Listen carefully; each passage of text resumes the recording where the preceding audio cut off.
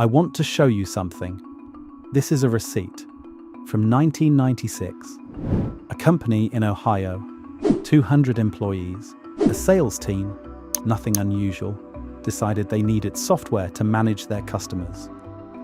They spent $1.8 million, not because the software cost that much, because installing it cost that much. Consultants, servers. A 2-year project that, by the way, had a decent chance of failing entirely. And here's the thing, a lot of them did fail.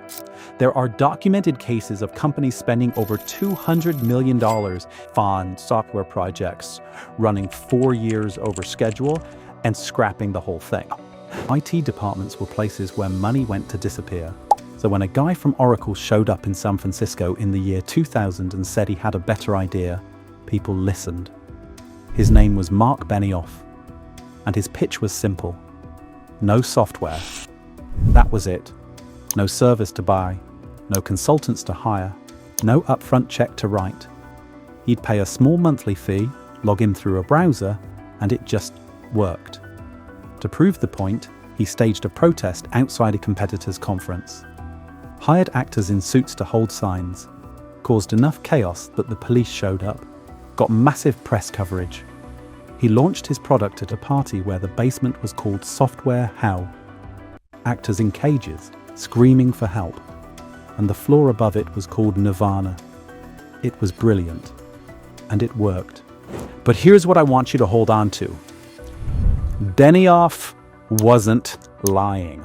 The old model genuinely was painful, genuinely did fail people. His critique was legitimate. It was also a sales strategy. And the people who were most excited about no software were not the customers. They were on Wall Street.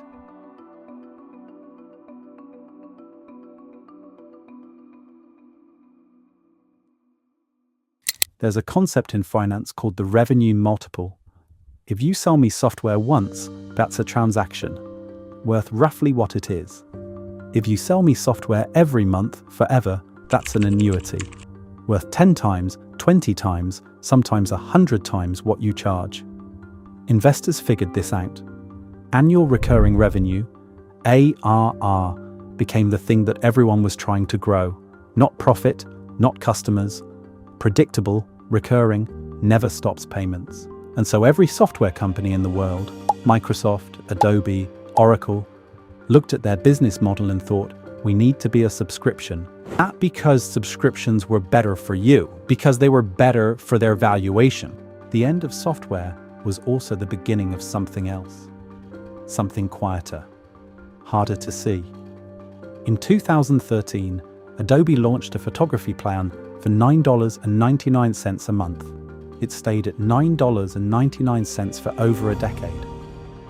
Long enough, but for a lot of people, it became invisible. A line on a statement you stop reading. Then in 2025 and 2026, they started moving things around. New tiers, AI credits bundled in. The month-to-month price went to $104.99. That's a 75% increase for a plan that feels like it should cost the same because you don't remember it changing. Salesforce raised list prices 9% in 2023. Microsoft did it too, justifying increases with AI features most users never turned on. This is the inflation mechanic. It's not a single price hike. It's a slow repricing of something that's become essential while you weren't watching. And here's the behavioral economics of it. You don't cancel because canceling feels like losing something. You've built your work on top of this tool. Your files are in it. Your workflows run through it. The cost of leaving is higher than the cost of paying. That's not an accident. That's the product. There's a number that keeps appearing when companies actually audit their software spend. In one documented case, a retail company was paying over $20,000 a year for licenses that had never been activated. 0 users, 0 logins. A 2024 study found that roughly 65% of small and medium businesses overspend on SaaS tools because of phantom licenses, software nobody's using, bills nobody noticed. One founder sat down and added up his single-person startup's tool costs. $10,000 a year before anyone else joined the team. The waste isn't a glitch, it's structural.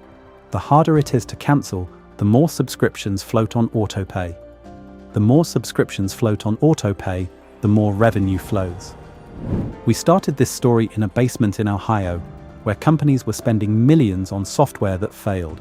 We fixed that. But somewhere along the way, we traded one kind of expensive for another.